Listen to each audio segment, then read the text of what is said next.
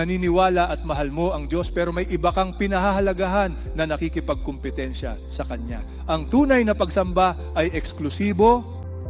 Ibigay mo sa Kanya ang pinakamataas na prioridad. Ibigay mo sa Kanya ang iyong pinakadakilang pagmamahal. Hindi ito maaaring Diyos at iba pa.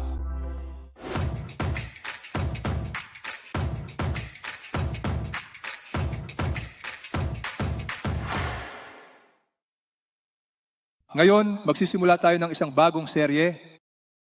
Ang ating serye ay ibabase sa 10 utos. Ngayon, iminumungkahi ko, kapag tiningnan ninyo ang 10 utos, huwag ninyo itong tingnan bilang isang listahan lang ng mga tungkulin, mga dapat at hindi dapat gawin.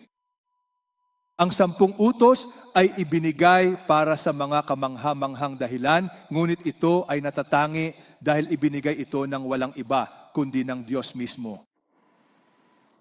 Ito ay napaka-relevant hanggang sa araw na ito.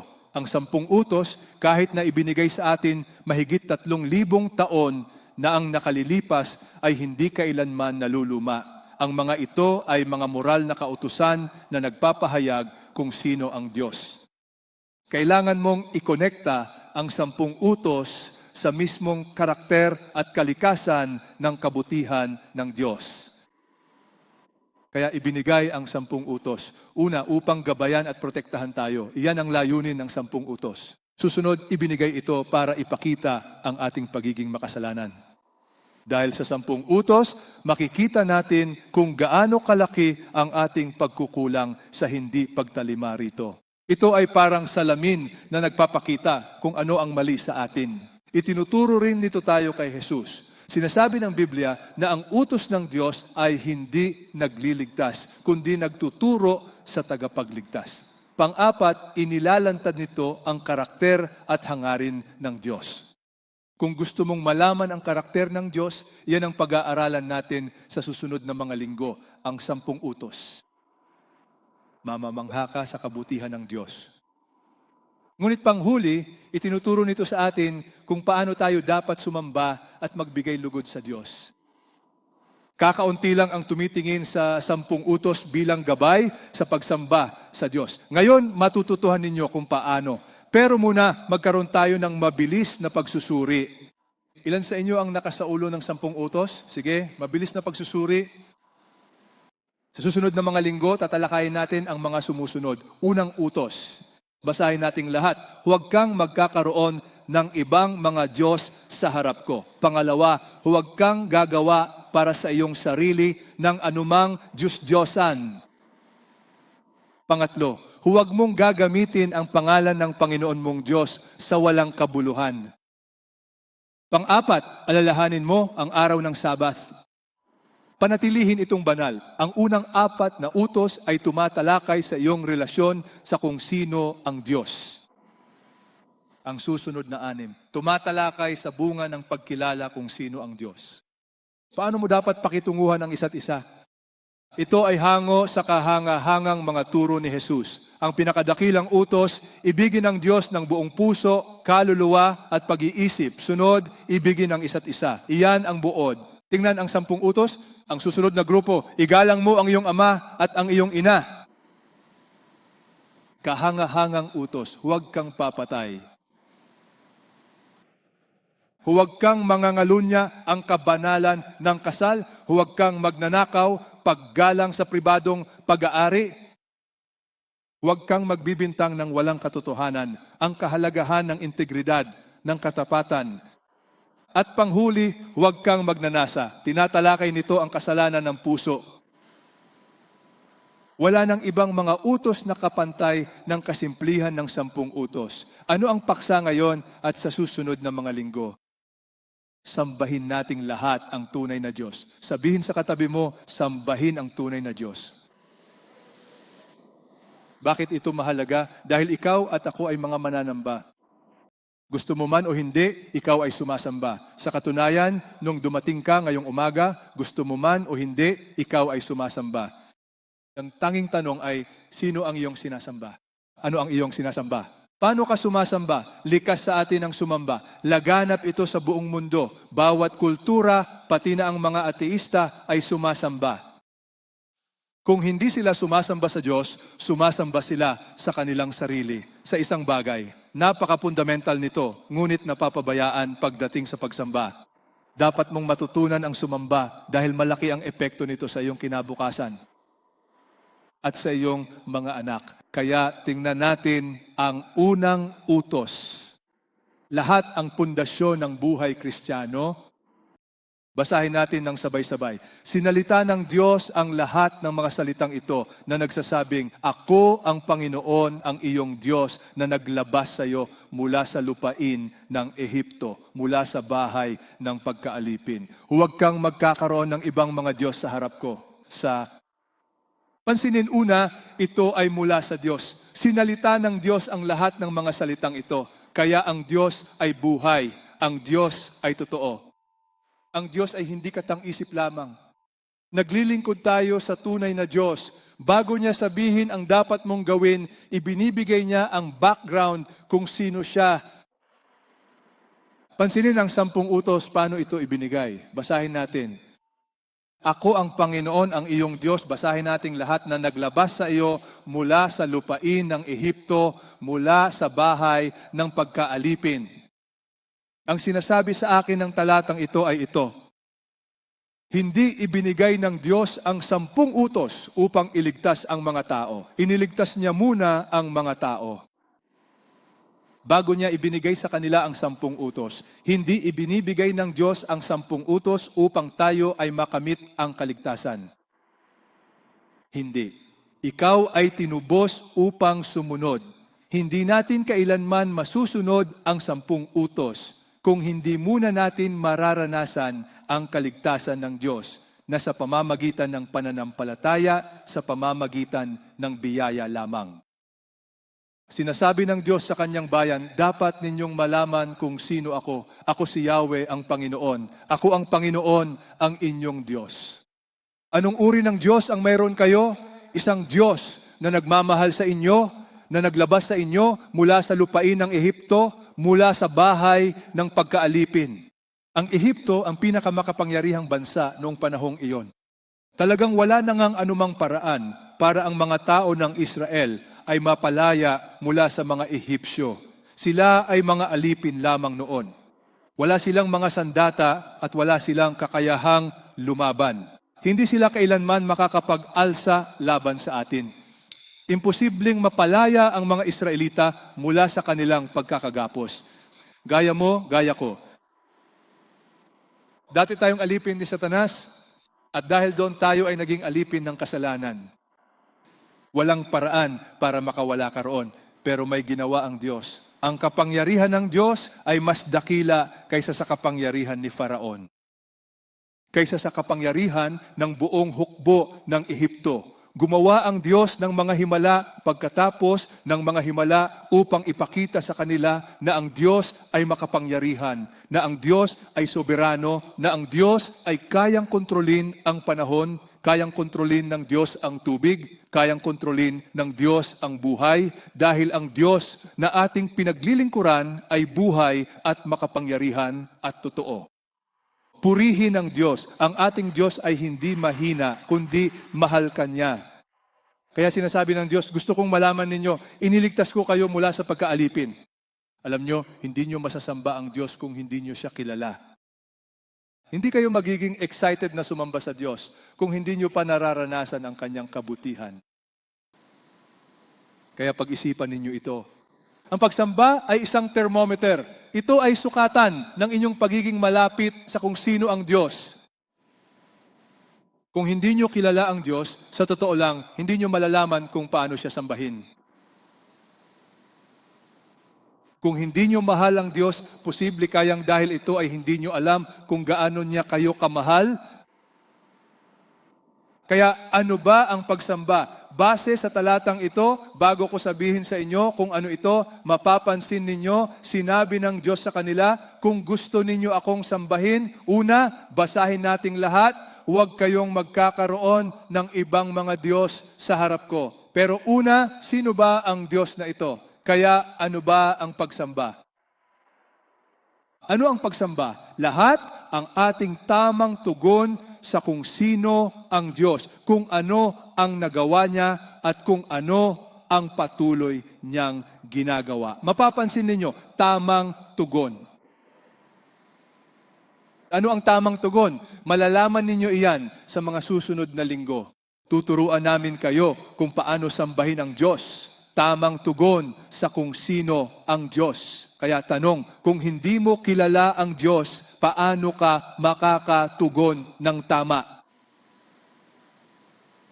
Makatarungan ba ako? Ang pagtugon sa kung sino ang Diyos ay kasunod ng kung ano ang nagawa niya. Ano ang ibig sabihin niyon? Kung hindi mo pa nararanasan ang katotohanan ng kabutihan ng Diyos sa iyong buhay, kaibigan, ang iyong pagsamba ay magiging mahina. Kung hindi mo pa nararanasan ang kapangyarihan at kaligtasan ng Diyos sa iyong buhay, ang mayroon ka lang ay relihiyon. At ang relihiyon ay hindi humahantong sa tunay na pagsamba. Sa katunayan, maari itong maging isang pasanin, maari itong maging isang tungkulin, maari itong maging mga ritual. At hindi gusto ng Diyos ang mga ritual. Gusto niya na ito ay maging personal. Kaya ano ang tunay na pagsamba? Tugon sa kung sino ang Diyos, kung ano ang nagawa niya, at kung ano ang patuloy niyang ginagawa. Nakikita mo, may tiwala ka sa mga susunod na gagawin ng Diyos. Dahil sa kung sino siya at sa kanyang katapatan sa nakaraan. Alam mo, maaari kang sumamba sa Diyos kahit na mayroon kang mga problema, kahit na mayroon kang mga pagsubok. Dahil alam mo, mahal ka ng Diyos. At alam mo, nangako ang Diyos na aalagaan ka niya. Pero hindi mo magagawang sumamba sa Diyos kung ikaw ay nasa gitna ng mga problema at hindi ka nagtitiwala sa kung ano ang gagawin niya para sa iyo sa hinaharap. Kaya, kaibigan ko, ang sikreto ng tunay na pagsamba ay ang pagkilala kung sino ang Diyos. Gaya ng ipinahayag sa Biblia, hindi base sa sarili mong imahinasyon. Sa kung ano ang ginawa niya, ito ay makasaysayan. Ito ay totoo, ang pinakamahusay. Ang pag-unawa sa ginawa niya na napaka-objektibo ay ang ginawa niya para sa iyo at para sa akin sa krus. 2,000 taon na ang nakalilipas, ipinadala ng Diyos ang kanyang anak, si Jesus, upang mamatay sa krus para sa iyong mga kasalanan at sa aking mga kasalanan. At siya ay muling nabuhay mula sa mga patay upang patunayan sa atin na siya ang anak ng Diyos. Kaibigan ko, iyon ang dahilan kung bakit kapag pinagsama-sama mo ang lahat, magsisimula kang umunawa, magsisimula mong maunawaan ang buong Biblia. Kaya ano at paano ka sumasamba sa Diyos? Una, sumamba sa tunay na Diyos. Sumamba sa Diyos ng bukod tangi. Maaari mo bang lumingon sa iyong katabi, sabihin sa iyong katabi, sumamba sa tunay na Diyos? At paano? Dapat tayong sumamba sa ating Panginoong Diyos ng bukod tangi at walang kahati. Hindi yung sumasamba tayo sa Diyos pero may kasama pa siyang ibang mga bagay sa ating puso. Iyan ang malaking problema ng maraming tao sa panahon ngayon. Nakakalimutan na nila ang tunay na kahulugan ng paglilingkod sa Kanya. Naniniwala tayo sa Diyos, sumasamba tayo sa Diyos na may kasama pang iba. Ano iyon? Ang iba na iyon. Ibabahagi ko sa inyo mula sa Biblia. Bakit mo dapat sambahin ang Diyos at ang Diyos lamang? Dahil ang Diyos lamang ang karapat-dapat. Sinasabi ng Biblia sa aklat ng pahayag, karapat-dapat ka, Panginoon namin at Diyos namin, na tumanggap ng kaluwalhatian, karangalan, kapangyarihan, sapagkat nilikha mo ang lahat ng bagay at dahil sa iyong kalooban, sila ay umiral at nilikha. Ang salitang worship, pagsamba, ay nagmula sa salitang ugat na worthy, karapat-dapat. Ang Diyos lamang ang karapat-dapat. Hindi ako karapat-dapat. Walang sino man ang karapat-dapat sa iyong pagsamba. Ang Diyos lamang ang manlilikha. Kaya ang tanong ko sa iyo ay ito, kilala mo ba ang Diyos ng kasulatan? Ang iyong Diyos na lumikha sa iyo, na nagligtas sa iyo, na makapangyarihan sa lahat, na nagmamahal sa iyo. Kung mayroon kang tamang pananaw sa kabutihan ng Diyos, magagawa mo siyang sambahin mula sa puso. Ano ang pagsamba? Ibinibigay mo ang kaluwalhatian sa Diyos. Ibinibigay mo sa Kanya ang karangalan, ipinapatungkol mo ito sa Kanya. Bakit? Bakit? Nilikha mo ang lahat ng bagay at dahil sa iyong kalooban, sila ay umiral at nalikha. Alam nyo ba kung ano ang sinasabi ng Biblia sa atin? Basahin nating lahat ito. Kanino nyo itutulad ang Diyos? Anong wangis ang maipapantay nyo sa Kanya? Nakikita nyo, walang katumbas. At pagkatapos, nais ng Diyos na maunawaan ninyo. Tungkol naman sa Diyos-Diyosan, hinuhulma ito ng isang manggagawa. Ang gintero ay binabalot ito ng ginto, at ang pilatero ay gumagawa ng mga tanikalang pilak. Kaya kahit anong anting-anting, kahit ano pa ang mayroon ka, hindi nito kailanman maipapakita ang Diyos. Kaya tingnan natin ang Biblia ng muli. Basahin natin lahat ng sabay-sabay. Sinalita ng Diyos ang lahat ng mga salitang ito na nagsasabing, Ako ang Panginoon, ang iyong Diyos. Hindi ito pagiging personal. Sino ang Diyos na naglabas sa inyo mula sa lupain ng Ehipto, mula sa bahay ng pagkaalipin? Nais ng Diyos na malaman ninyo, ako ang inyong tagapagligtas. Ako ang makapangyarihan. Mahal ko kayo, unang utos, basahin ng lahat, huwag kayong magkakaroon ng ibang mga Diyos sa harap ko. Sinasabi sa atin ng Biblia na ang mga Hudyo, ang mga Israelita ay nagkasala sa kasalanang ito. Ito ay Diyos na may kasama pang iba. Kinatakutan nila ang Panginoon at naglingkod sa kanilang sariling mga Diyos ayon sa kaugalian ng mga bansa. Nakikita ninyo, tayong lahat ay may mga tradisyon. Lahat kayo ay may kaugalian. Kinatakutan ng mga Israelita ang Diyos, ngunit naglingkod sila sa ibang mga Diyos. Habang ang mga bansang ito ay natatakot sa Panginoon, anuman ang mga bansang ito na nasakop ng mga Israelita, anuman iyon. Naglilingkod din sila sa kanilang mga Diyos-Diyosan. Posible bang sa kaibuturan ng iyong puso ay naniniwala ka sa Diyos at sumasamba ka rin sa Kanya?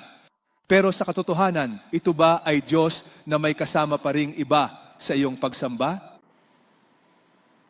Pansinin ninyo, apektado ang inyong mga anak at apo. Kung ano ang ginawa ng kanilang mga ama, iyon din ang ginagawa nila hanggang ngayon. Ang pagsamba ay pundasyon na humuhubog sa inyong kinabukasan.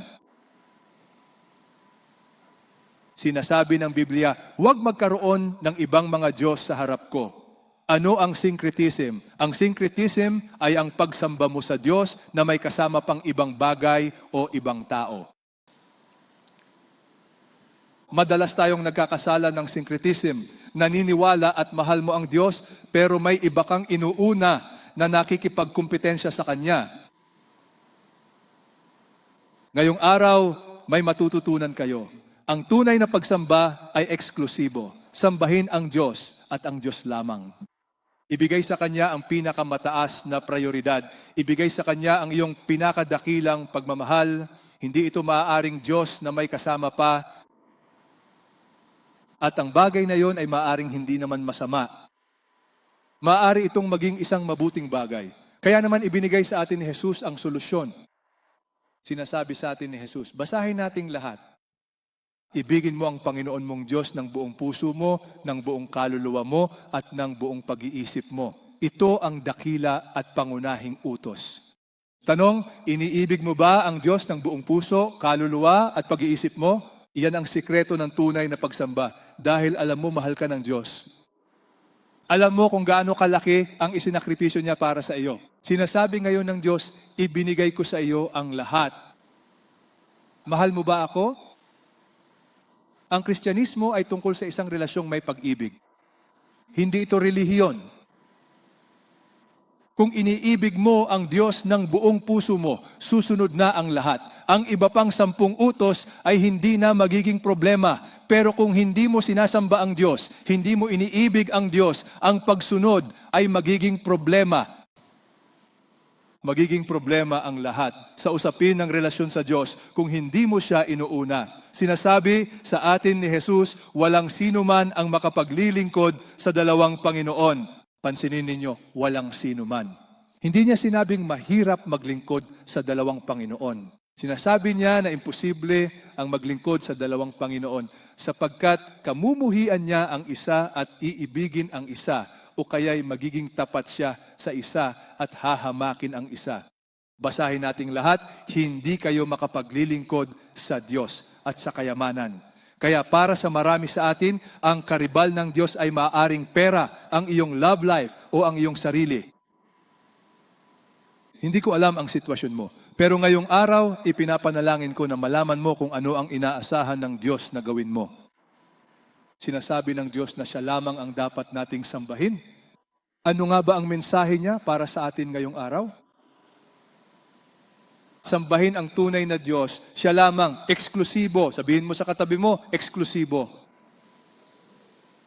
Mga kaibigan, maaaring baliwalain ninyo ito. Pero napakaseryoso nito. Paano sambahin ang tunay na Diyos? Sambahin siya ng eksklusibo. Basahin natin. Sambahin natin ang Diyos sa paraang wasto at tama.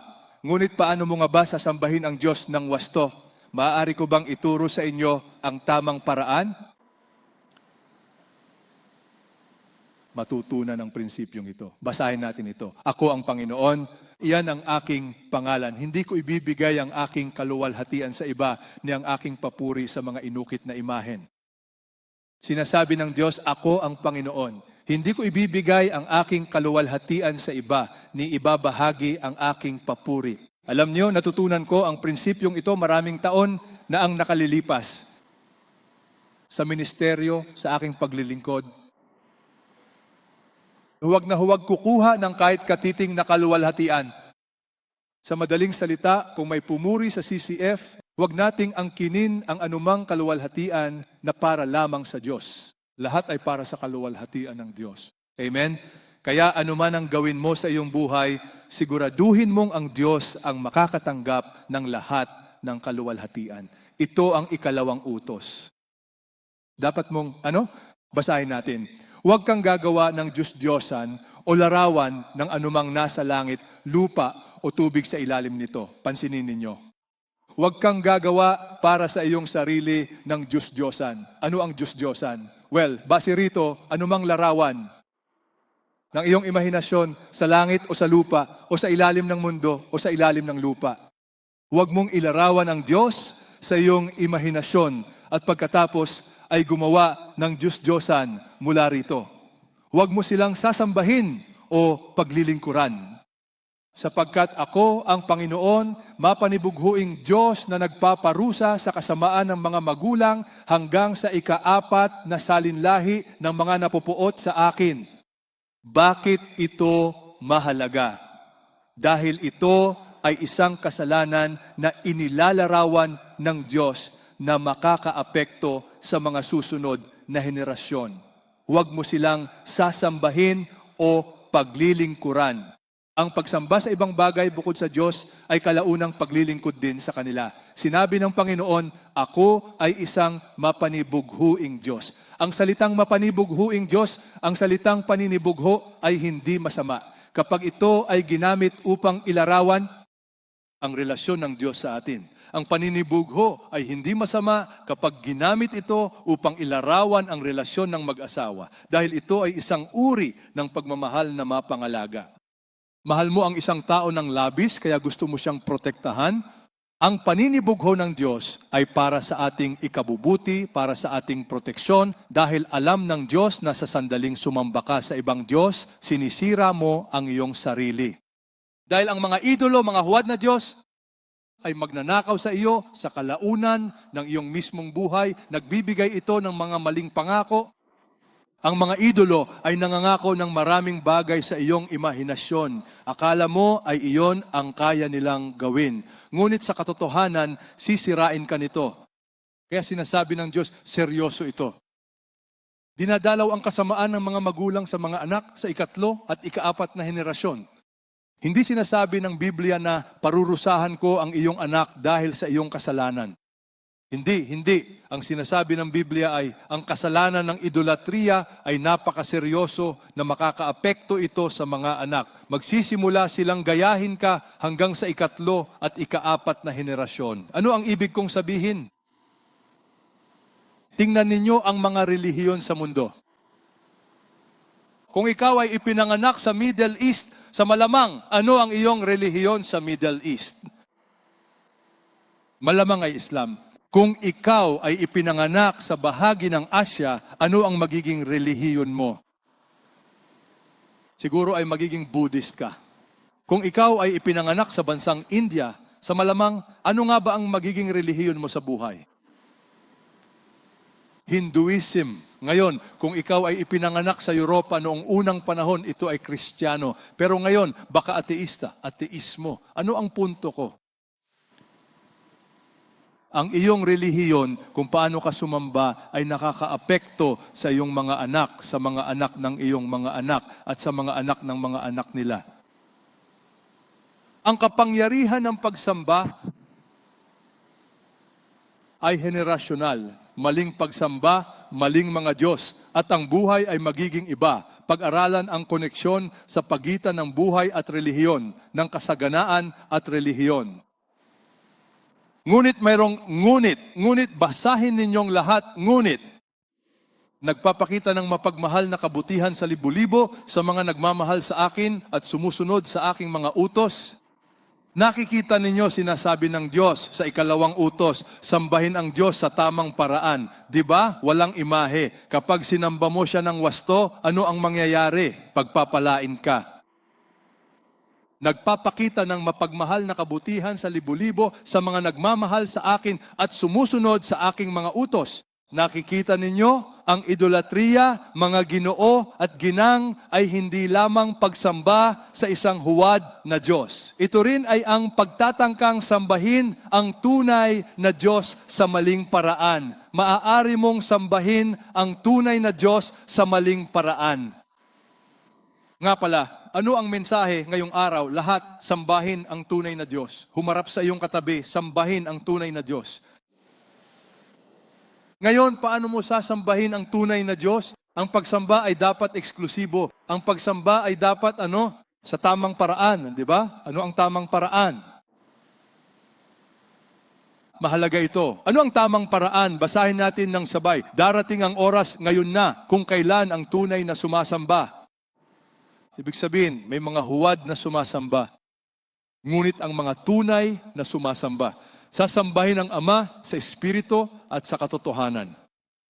Sapagkat ang mga ganoong tao ang hinahanap ng Ama upang maging mga sumasamba sa Kanya. Kaya ang Diyos ay naghahanap ng mga tunay na sumasamba. Sino ang mga tunay na sumasamba? Ang Diyos ay Espiritu at ang mga sumasamba sa Kanya ay dapat sumamba sa Kanya sa Espiritu at katotohanan. Ano ang ibig sabihin nito? Ang Diyos ay Espiritu. Hindi mo siya nakikita. Kaya huwag mong subukang ilarawan ng Diyos at bigyan siya ng hugis. Dahil anuman ang iyong guni-gunihin ay mas mababa kaysa sa kung sino ang Diyos. Ang Diyos ay Espiritu. Ano ang ibig sabihin yon? Siya ay nasa lahat ng dako. Hindi mo siya nakikita ng iyong mga mata. Ngunit siya ay totoo. Dapat mong sambahin ang Diyos sa Espiritu at katotohanan. Kaya mayroong tinatawag na maling pagsamba. At ang ating makasalanang kalikasan bilang tao, gusto nating hubugin ng Diyos ayon sa ating imahinasyon. Gusto natin ng Diyos na nakikita natin, na kaya nating kontrolin at kaya nating manipulahin. At sinasabi ng Diyos, hindi iyan ang paraan ng pagsamba sa akin. Magbibigay ako ng halimbawa mula sa Biblia. Sinabi sa atin ni Jesus, tama ang propesiya ni Isaias tungkol sa inyo, tungkol sa inyong mga mapagkunwari. Tinawag niyang mga mapagkunwari ang mga relihiyosong Fariseo. Sila ay relihiyoso. Sila ay napakatapat. Sinasamba nila ang tunay na Diyos. Gayunpaman, sinabi ni Jesus, kayo ay mga mapagkunwari. Bakit? Ang mga taong ito ay pinararangalan, ako gamit ang kanilang mga labi. Sinasabi ninyong, naniniwala kayo sa akin, sinasamba ninyo ako. Gayunpaman, ang inyong puso ay malayo sa akin. Paano mangyayari iyon? Maaari ka bang pumunta sa CCF at umawit sa Panginoon, ngunit ang iyong puso ay malayo? Oo. Walang kabuluhan ang kanilang pagsamba sa akin dahil itinuturo nila bilang doktrina ang mga utos ng tao. Kapag ginawa mong mas mahalaga ang tradisyon, kapag ginawa mong mas mahalaga ang relihiyon kaysa sa salita ng Diyos, iyan ang sinasabi niya. Tingnan ang susunod na talata. Pinapabayaan ninyo ang utos ng Diyos at pinanghahawakan ang tradisyon ng mga tao.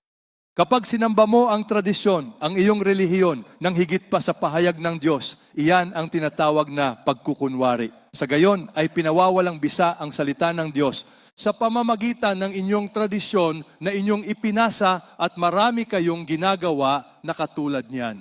Mga Ginoo at ginang, kaya kailangan ninyong pag-aralan ang Biblia. Kung hindi ninyo pag-aaralan ang Biblia, hindi ninyo malalaman kung ang anumang inyong ginagawa ay may pagsang-ayon ng Diyos o wala. Ang iyong katapatan ay dapat sa Diyos, hindi sa relihiyon, hindi sa tradisyon. Ngayon, marami sa atin ang may nakaraang tradisyon. Ang aking pamilya, ang aking ama ay nagmula sa China. Mayroon kaming sariling mga paniniwala. Gayunpaman, darating ang araw na ikaw at ako ay dapat gumawa ng ating sariling desisyon batay sa pahayag ng Diyos sa iyo ngayon. At iyan ang dahilan kung bakit napakahalaga ng paksang ito. Ano ang paksa natin ngayon? Lahat sambahin ang tunay na Diyos. Ang pagsamba ay pundasyon. Ito ang mismong esensya ng iyong buhay. Nilikha para sa pagsamba. Gusto mo man o hindi. Nilikha ka para sa pagsamba. Alinman sa sinasamba mo ang tama o sinasamba mo ang mali. Kapag sinamba mo ang maling bagay, susunod ang lahat. Magkakaroon ka ng mga problema. Ngayon, nang makita ng mga tao na nagtagal si Moises sa pagbaba mula sa bundok, alam nyo nawalan sila ng pasensya. Gumawa ka ng Diyos na mauuna sa amin. Gusto namin ng Diyos na nakikita namin. Sila ay napakatapat, pero gusto namin ng Diyos na nakikita namin. Kaya alam nyo ba? Sige, ibigay nyo sa akin ang inyong mga hikaw. Ibigay nyo sa akin ang inyong mga gintong singsing. Ibigay nyo sa akin ang lahat ng mayroon kayo, sabi ni Aaron, at gagawan ko kayo ng Diyos. Kaya kinuha niya ito mula sa kanilang kamay at hinubog ito gamit ang isang kagamitang pang-ukit at ginawa itong isang bakang hinulma. At pagkatapos, ito ang ginawa ni Aaron. Ito ang inyong Diyos o Israel na naglabas sa inyo mula sa lupain ng Ehipto. May napapansin ba kayo? Sinasamba nila ang tunay na Diyos sa kanilang isipan na nagligtas sa kanila maliban na lamang sa maling representasyon nila sa Diyos. Ngayon ang kanilang Diyos ay parang isang hinulmang baka. Parang baka. Nagsalita ang Panginoon kay Moises. Natuwa ba ang Diyos sa kanilang katapatan? O nagalit ba ang Diyos? Nagalit ang Diyos. Diyos ko. Kapag sumamba ka sa maling Diyos, hindi lang basta walang pakialam ang Diyos. Ang Diyos ay nagagalit. Sinasabi sa atin ng Biblia kung paano sila inilarawan ng Diyos. Sila ay nagpakatiwali. Mabilis silang lumihis mula sa daan na iniutos ko sa kanila. Huwag kayong gumawa ng anumang larawang inukit para katawanin ako. Gumawa sila para sa kanilang sarili ng isang bakang metal at sinamba ito at nag-alay sa kanya. At sinabi, ito ang iyong Diyos o Israel na naglabas sa iyo mula sa lupain ng Ehipto. Kaibigan, inakala nilang ang Diyos ay parang isang baka. Maaring hindi ka nagkasala sa pag-aakalang ang Diyos ay parang baka, ngunit gumagawa ka ng sarili mong imahinasyon tungkol sa Diyos. Halimbawa, maraming tao, iniisip nila na ang kanilang Diyos ay isa na hindi kailanman haharap sa kasalanan. Isang Diyos na hindi kailanman huhusga sa mga tao. Marahil ay meron kang Diyos na hindi kailanman magagalit sa kasalanan. O isang Diyos na pag-ibig lamang, ngunit hindi matuwid. Gumagawa tayo ng sarili nating Diyos. Isang Diyos na laging sumasang-ayon, laging nagpapatawad. Isang Diyos na naglilingkod sa mga hangarin ng tao. Ang layunin niya ay pasayahin tayo. Alam mo ba kung sino ang Diyos na ito? Si Santa Claus. Ngunit hindi siya ang tunay na Diyos ng Biblia. Ano ang mensahe ngayong araw? Sambahin ang tunay na Diyos, eksklusibo. Ngunit ang paraan ng Diyos, dapat itong maging tamang paraan. Alam nyo, sinasabi sa atin ng Diyos, basahin natin ito ng sama-sama. Kinamumuhian ko, tinatanggihan ko ang inyong mga kapistahan at hindi ako nalulugod sa inyong mga solemne na pagtitipon. Kahit mag-alay kayo ng mga handog na susunugin at butil, hindi ko tatanggapin ang mga iyon. At hindi ko man lang titingnan ang mga handog na pangkapayapaan ng inyong mga pinatabang hayop. Ilayo ninyo sa akin ang ingay ng inyong mga awit. Hindi ko man lang pakikinggan ang tunog ng inyong mga alpa. Sinasabi ng Diyos, nasusuklam ako sa inyong pagsamba. Ngunit hayaan ninyong dumaloy ang katarungan na parang tubig at ang katuwiran na parang agos na hindi natutuyo. Nag-alay ba kayo sa akin ng mga hain at handog na butil sa ilang sa loob ng 40 taon o sambahayan ng Israel? Ako lang ba ang sinamba ninyo? Hindi, ito ay pagsamba na may kasama pang iba. Dinala rin ninyo si Sikut na inyong hari at si Kiyun ang inyong mga imahen, ang bituin ng inyong mga Diyos na ginawa ninyo para sa inyong sarili. Sino si Sikut? Sino si Kiyun? Si Sikut ay isang Diyos ng mga Asiryong Mesopotamiano na nauugnay sa isang bituin.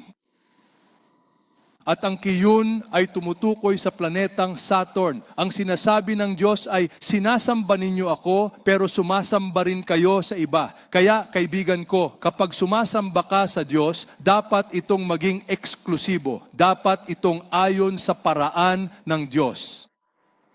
Basahin natin ito ng sabay-sabay. Ako ang Panginoon. Iyan ang aking pangalan. Hindi ko ibibigay ang aking kaluwalhatian sa iba, ni ang aking papuri sa mga inukit na imahen. At iyan ang dahilan kung bakit sinasabi ko sa mga tao, kanino ka nagdarasal? Hindi ako nagdarasal sa anumang ibang nilalang maliban kay Jesus. Alam nyo, ang ugat ng kasalanan ng sangkatauhan ay idolatria. Basahin natin ito ng sabay-sabay. Ipinagpalit nila ang katotohanan ng Diyos sa isang kasinungalingan. Sumamba at naglingkod sa nilalang sa halip na sa lumikha. Ito ang pundasyong kasalanan ng sangkatauhan, ang idolatria. Ipinagpapalit mo ang katotohanan ng Diyos sa isang kasinungalingan. Sumamba, maglingkod sa nilalang sa halip na sa lumikha. Sino mang tao na iyong sinasamba, kabilang ang pinakamabuting santo sa mundo, iyan ay maituturing na isang uri ng idolatria sapagkat naglilingkod ka sa mga nilalang at hindi sa ating dakilang lumikha. Iisa lang ang lumikha at dahil sa kasalanang ito, sumusunod ang iba pang kasamaan. Halimbawa sa Roma Kabanata 1, ito ang ugat ng kasalanan at ang lahat ng iba pang kasalanan ay bunga lamang nito. Halimbawa, dahil hindi natin pinararangalan ang Diyos, hindi natin siya sinasamba, ano ang nangyari? Ipinaubaya sila ng Diyos. Ang pinakanakakatakot na salita sa Biblia, ipinaubaya sila ng Diyos. Ipinaubaya sila sa mga pita ng kanilang mga puso. Ipinaubaya sila sa mga kahalayan. Ang mga babae ay ipinagpalit ang kanilang likas na gamit sa hindi likas. Iniwan ng mga lalaki ang likas na gamit ng babae at nag-alab sa kanilang pagnanasa sa isa't isa. Ipinaubaya sila ng Diyos sa isang baluktot na pag-iisip. Ang pundasyong kasalanan ng sangkatauhan ay ang hindi pagkilala at hindi pagsamba sa tunay na Diyos. At kapag inilagay mo na ang iyong sarili sa trono, susunod na ang lahat ng iba pa. Kaya napakaseryoso ng kasalanan at utos na ito. Anak ng tao, nagtayo sila ng mga Diyos-Diyosan sa kanilang puso. Hindi lang ito mga pisikal na bagay. Ang mga Diyos-Diyosan ay nasa puso rin. At ang katotohanan ay kayong lahat ay may mga Diyos-Diyosan. Uulitin ko, lahat tayo ay may mga Diyos-Diyosan. Ang tanong, kinikilala mo ba ang mga ito? Kaya sinasabi ng Biblia, magsisi at talikuran ang inyong mga Diyos-Diyosan, ang mga Diyos-Diyosan ng puso. Ano ang Diyos-Diyosan ng puso? Makinig kayong lahat sa akin. Ang Diyos-Diyosan ay anumang bagay na mas mahalaga sa iyo kaysa sa Diyos. Anumang bagay na sumasakop sa iyong puso at imahinasyon ng higit pa sa Diyos. Anumang bagay na hinahangad mong makuha o gustuhin na tanging Diyos lamang ang makapagbibigay. Kaya ano ang pagsubok para sa mga Diyos-Diyosan? Lahat pakiusap makinig. Lahat tayo ay may mga Diyos-Diyosan. Ang tanging tanong ay alam mo ba kung alin? Lahat tayo ay may mga Diyos-Diyosan. Ano ang pagsubok? Pagsubok bilang isa, kaligayahan. Magiging masaya lang ako kung Kaya naman, mga binibini at Ginoo, ano ang inyong sagot? Talagang magiging masaya ako kung malalaman ko kung ano ito. Nobyo, nobya, pera, posisyon, iyan ang nagiging Diyos mo, ang pagsubok ng pagkawala. Kung mawala ito, ang buhay ay nagiging walang kabuluhan. Alam nyo, hindi ko napagtanto na mayroon pala akong mga Diyos-Diyosan sa aking buhay. Ilang taon na ang nakalipas, may mga masamang taong pumunta sa bahay ko. Alam ninyo kung ano ang ginawa nila. Nakita ko ang lahat ng mga sasakyan ng pulis. Sa isip ko, akala ko ay namatay na ang mga anak ko, lahat ng mga sasakyan ng pulis. Umiyak ako.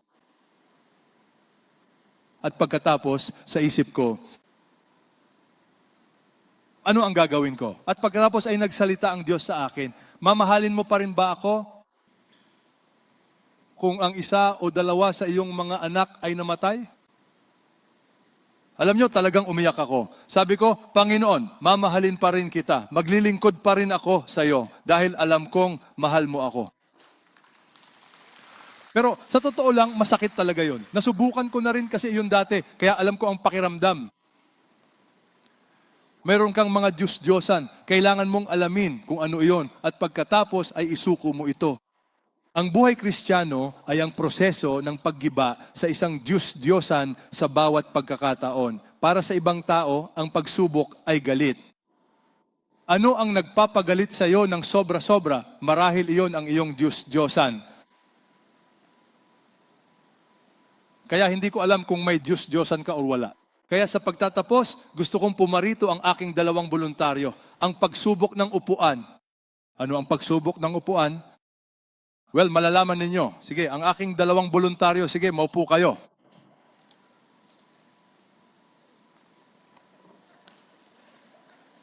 Maupo. Okay? Sige. Okay. Tama na yan. Sige. Ano ang punto? Sa buhay mo, iisa lang ang trono at iisang tao lang ang pwedeng maupo.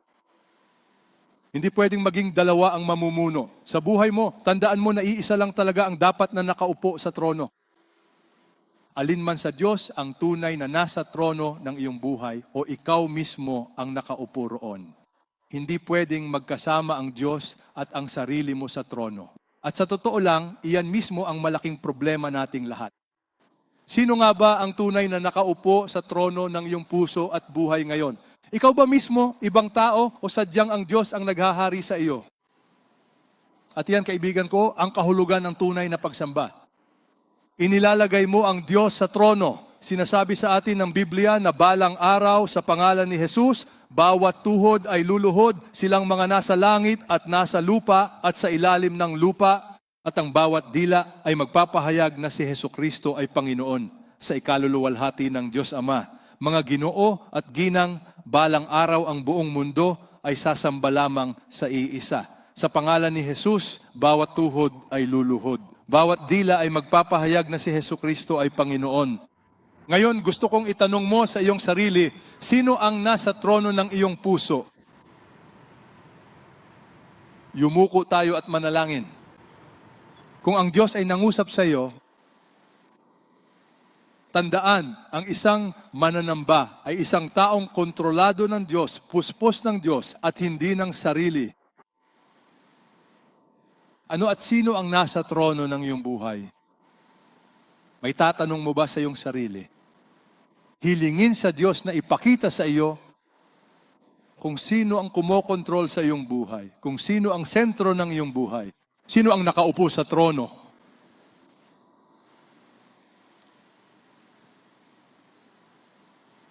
Dapat mong ipagtapat ang idolong iyon sa Diyos at sabihing, Panginoon, isinusuko ko ang idolong ito sa iyo. Kung mayroon mang idolo sa iyong buhay at nais mo itong isuko, maaari mo bang itaas ang iyong kamay? Ipananalangin kita, purihin ang Diyos. May idolo sa iyong puso, ngunit tandaan, hindi iyon ang Diyos. Iba iyon at hindi siya. Nais mo itong isuko, itaas ang iyong kamay. Para sa ilan sa inyo, maaaring ito ay ang inyong relihiyon. Para sa ilan sa inyo, maaaring pera ito. Para naman sa iba, maaaring ito ay isang mahal sa buhay. Para sa inyo, ito ay karera. Itaas ang inyong mga kamay, ipapanalangin ko kayo. Panginoong Jesus, idinadalangin ko ang mga lalaki at babaeng nagpapakumbaba upang isuko ang kanilang idolo sa iyo. Panginoong Jesus, ipinapanalangin ko ang aking sarili. Ipinapanalangin ko ang aking mga kapatid. Habang kinikilala namin ang aming mga idolo, isinusuko namin ang mga ito sa iyo. Panginoong Jesus, maaari mo na bang pamunuan ang trono ng aking buhay? Lahat kayo, lahat, maaari nyo bang sabayan ang panalangin ito? Panginoong Jesus, kontrolin mo ang aking buhay. Maupo ka sa trono ng aking buhay. Ibinibigay ko sa iyo ang lahat. Ibinibigay ko ang aking buhay at ang aking katapatan. Jesus, sa iyo at sa iyo lamang, sa iyong pangalan kaming lahat ay nagdarasal. Amen at amen. Pagpalain kayo ng Diyos.